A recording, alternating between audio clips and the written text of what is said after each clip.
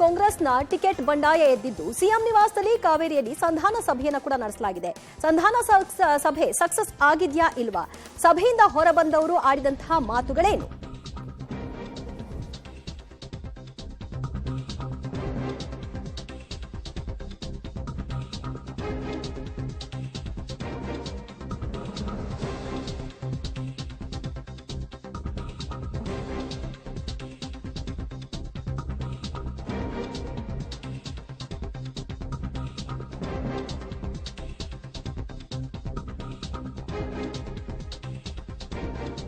ಕೋಲಾರ ಕಾಂಗ್ರೆಸ್ ಬಂಡಾಯ ಶಮನಕ್ಕೆ ಮುಖ್ಯಮಂತ್ರಿಗಳ ನಿವಾಸದಲ್ಲಿ ಇವತ್ತು ಸಿಎಂ ಮತ್ತು ಡಿಸಿಎಂ ಇಬ್ಬರೂ ಕೂಡ ಅಸಮಾಧಾನಿತರ ಸಭೆಯನ್ನ ಕರೆದಿದ್ರು.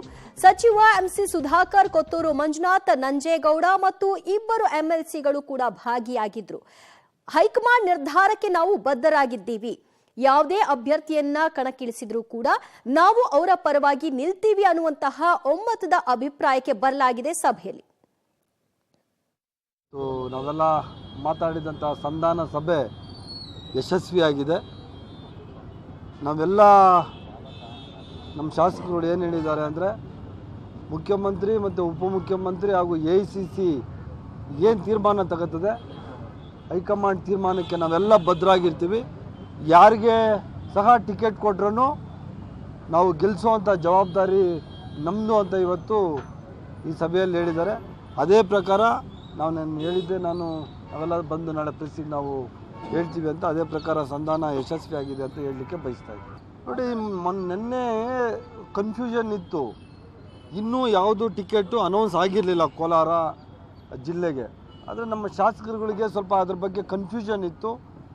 ಯಾರೋ ಟಿಕೆಟ್ ಆಗೋಗಿದೆ ಅಂತ ಹೇಳಿದರು, ಆದರೆ ನಿಜವಾಗ್ಲೂ ಕೋಲಾರ ಜಿಲ್ಲೆಗೆ ಹೈಕಮಾಂಡು ಟಿಕೆಟ್ ಅನೌನ್ಸ್ ಮಾಡಿರಲಿಲ್ಲ. ಅದರಿಂದ ಅದನ್ನು ಇವತ್ತು ಅವ್ರು ಕನ್ಫರ್ಮ್ ಮಾಡಿದ್ದಾರೆ. ಅದಕ್ಕೆ ನಮ್ಮ ಶಾಸಕರುಗಳು ಒಪ್ಕೊಂಡಿದ್ದಾರೆ. ಇನ್ನು ಮುಂದೆ ಹೈಕಮಾಂಡ್ ಯಾವ ಥರ ತೀರ್ಮಾನ ತಗೋತದೆ, ಮುಖ್ಯಮಂತ್ರಿ ಉಪಮುಖ್ಯಮಂತ್ರಿ ಯಾವ ಥರ ತೀರ್ಮಾನ ತಗೋತಾರೆ, ಅದರ ಪ್ರಕಾರ ನಾವು ನಡ್ಕೊಂಡು ಹೋಗ್ತೀವಿ ಅಂತ ಹೇಳಿದ್ದಾರೆ. ನಮ್ಮ ಮುಂದೆ ಯಾವುದೇ ವ್ಯಕ್ತಿಯ ಹೆಸರಿಲ್ಲ. ಹೈಕಮಾಂಡು ಏನು ನಿರ್ಧಾರ ತಗೋತದೆ ಆ ನಿರ್ಧಾರದ ಪ್ರಕಾರ ಹೋಗ್ತೀವಿ ಅಂತೇಳಿ ನಮ್ಮ ಶಾಸಕರು ಹೇಳಿದ್ದಾರೆ. ಯಾರಿಗೆ ಹೆಸರು ಯಾವುದೇ ಹೆಸರು ನಾವು ಇಲ್ಲಿ ಅವರು ಹೇಳ್ತಾ ಇಲ್ಲ, ಯಾರ ಹೆಸರು ಹೇಳ್ತಾ ಇಲ್ಲ.